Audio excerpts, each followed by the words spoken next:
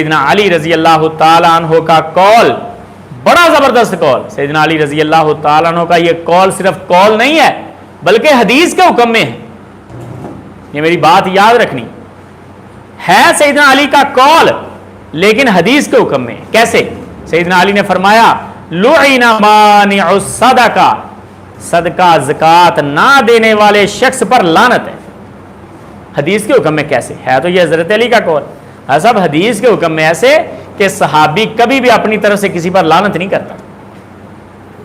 لعنت کرنے کا اختیار اللہ کے نبی کو یا اللہ رب العزت کو ہے, اور صحابی جب بھی لعنت کے الفاظ بولے گا تو گویا نبی صلی اللہ علیہ وسلم سے وہ لعنت آئی ہو, اور نبی کریم صلی اللہ علیہ وسلم جب لعنت کے الفاظ بولیں گے تو گویا وہ لعنت اللہ کی طرف سے آئی اور وہ کسی کام کی حرمت پر دلالت کرے گی. سیدنا علی فرماتے ہیں لعن مانع الصدقہ, زکات نہ دینے والے شخص پر لعنت ہے.